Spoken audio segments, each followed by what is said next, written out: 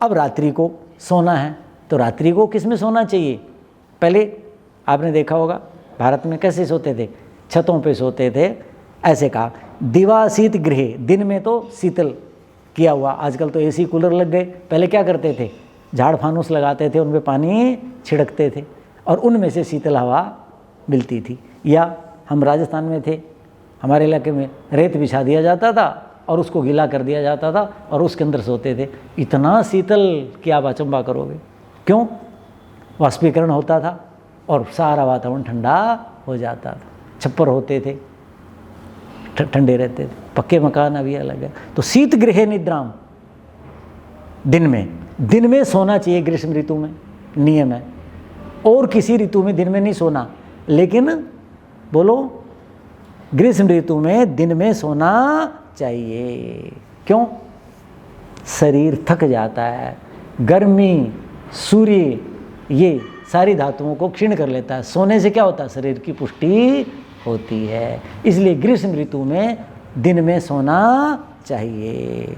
और निशी चंद्रांशु शीतले, रात्रि को ऐसे भवन पे सोना चाहिए जो चंद्रमा की किरणों से शीतल हो, अर्थात ऊपर सोना चाहिए। चंदन दिग्दंग, शरीर पे चंदन लगाना चाहिए। ठीक है जी।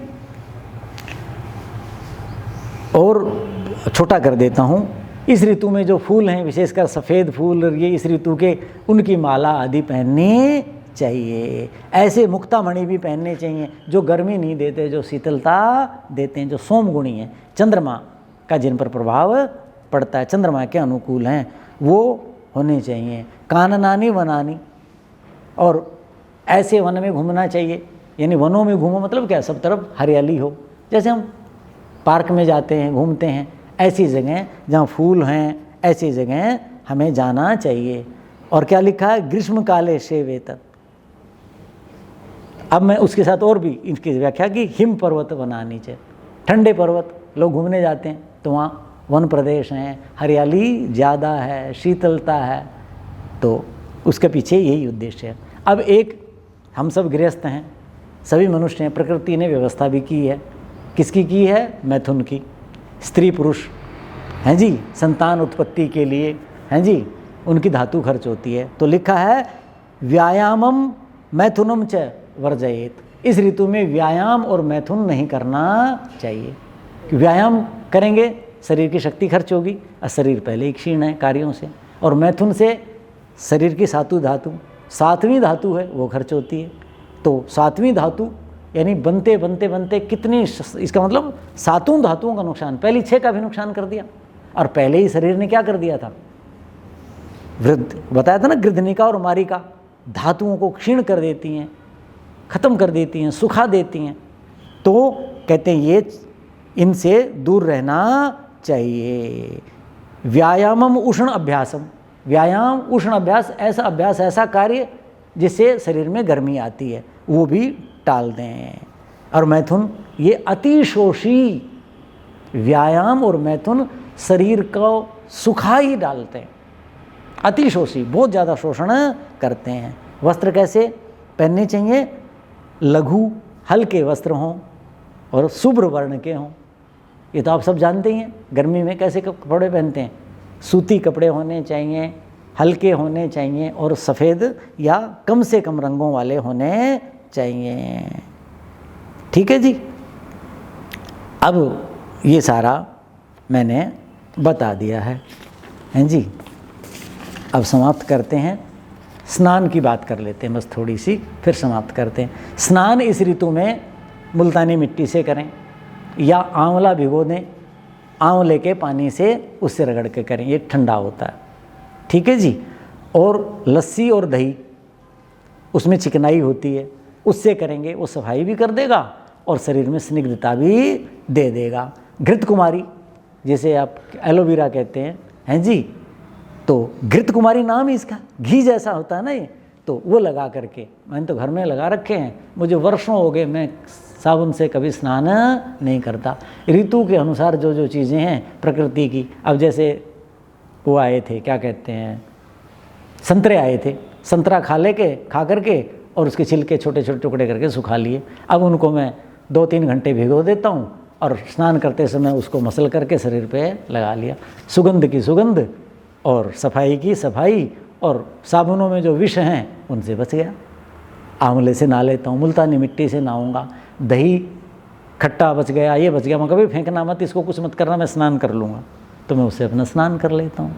ऋतु के अनुसार अलग अलग है, तो इन चीज़ों से स्नान करना चाहिए। सिर पर मैंने बताया था घी लगाना चाहिए, और छोटे बच्चों को तो विशेषकर मक्खन रखना चाहिए, जिसका तालू ऐसे ऐसे करता है ना, कच्चा होता है, छोटा बच्चा है। हमारे सब लोग रखते थे, पुराने लोग, आयुर्वेद में भी घृत पिचुकम लिखा है।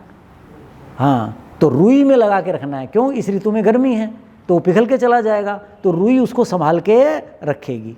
और जो घर में रहते हैं, जिनके सिर दर्द रहता है, वो तेल पास में बच जाए। और जो बाजार का तेल है वो तो विष है, वो तो तेल है ही नहीं, पता नहीं क्या क्या है उसमें। तो आप उनके अंदर शोध पता करके जाइए, मैं बोलना नहीं चाहता वो चीज़ें। बाजार का तेल मैं कभी भी नहीं लगाता, पता नहीं कभी भी से भी। और उसमें गंध है, इतनी गंध संसार में कहाँ से आएगी? भारत में 140 करोड़ लोग हैं इस समय, अभी आई गणना। उतनों के लिए सुगंध कहाँ से आएगी? कहाँ से आएगी बताओ? है प्रकृति में इतनी सुगंध? सब कृत्रिम सुगंध है। फिर तो अपनी चीज़ों से नहाओ। आपके घर में है अभी गुलाब, रोज़ घरों में लगे हुए हैं, वाटिकाओं में लगे हुए हैं, ले आओ, दिन भर तो देखो, और भिगो करके उससे स्नान कर लो। भिगो करके उस पानी को आँख में डाल लो, गुलाब जल, कितनी अच्छी चीज़ें हैं। तो ये चीज़ें आपने करनी हैं। तो सिर के ऊपर वो लगाना है, तेल गर्म होता है। और बाजार का तेल तो मैं बोलना नहीं चाहता, बोल दिया, मैं तो उसको विष मानता हूँ, अच्छी चीज़ नहीं है, कोई भी है जो लगाने वाले हैं। अब एक चीज़ और मैं नई बता दूं, इस ऋतु में पश्चिमी हवाएं चलती हैं, रुक्ष होती हैं, नाक भी रुखे हो जाते हैं, कुछ लोगों को छींक बहुत आती है। तो वो लोग जब भी घर से निकलें, सवेरे स्नान करें तो नासिका हम साफ करते हैं, तो इसके अंदर बादाम का तेल, सरसों का तेल, अलग अलग ऋतुओं में, इस ऋतु में घी लगाएं। घी ठंडा होता है, तेल सारे गर्म होते हैं। सर्दी की ऋतुओं में तिल का तेल या बादाम का लगाएं, नहीं है तो सरसों का लगा लें, ठीक है।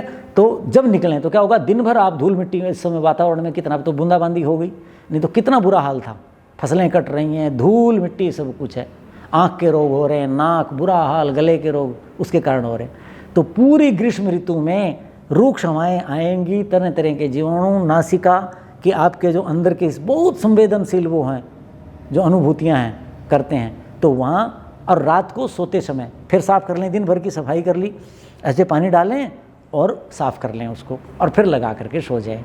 इससे क्या होगा कि आपकी जो घ्राण शक्ति है और नासिका में जो अंदर जाने से रोकने वाले जो तत्व हैं, जो रोकते हैं, विजातीय द्रव्यों को नहीं जाने देते, उनकी शक्ति बढ़ेगी। आपको एलर्जी जिसे कहते हैं डॉक्टर, ये वो करते हैं, वो कभी भी नहीं होगा। इस ऋतु में घी लगाएं। लगाने का ये तरीका है कि सीधा घी न लगाएं, पहले नाक को गीला करें, साफ कर लिया, फिर उसके बाद यहाँ घी रखें, और जिस उंगली से लगाएं उस उंगली को पहले पानी से भिगोएं। क्यों? इसकी त्वचा क्या है, नाखून क्या है, रुक्ष है, तो वो कोमल हो जाएंगे, वो अंदर जाएंगे तो उसको घायल कर देंगे। वो कोमल करके फिर आप घी, ये जो रखा है यहाँ, उसमें उंगली डालें और फिर उससे ऐसा करेंगे। तो इस ऋतु में ऐसे हम ये सारी चीज़ें कर सकते हैं, बहुत अच्छा होगा। और उसीर कैसे कहते हैं, खसखस, खसखस का लेप भी करें, मेहंदी लगाएं, पैरों में गर्मी लगती है तो, और चंदन लगा सकते हैं तो बहुत अच्छी बात है। तो ये हमारा विहार था, मैं बताना भूल गया, बाद वाला स्नान। विहार का मतलब भोजन जो अंदर जाता है, विहार का मतलब बाह्य जो सारी चीज़ें हैं, ठीक, वो है। तो संक्षेप में ग्रीष्म ऋतु चर्या, उसका आहार विहार, इस पर हमने विचार किया। यथासंभव प्रयास करें। 100 अंक तो कभी किसी के नहीं आते, एक आधे के आते हैं। कोई 10 अंक लेता है 100 में से, कोई 20 लेता है, कोई 50, कोई 100 भी ले लेता है। लगे रहो, प्रयास करते रहो, जीवन में बीमारियां नहीं आएंगी, प्रकृति के अनुकूल जीवन जिएं। इतना कह के मैं अपने वक्तव्य को विराम देता हूँ।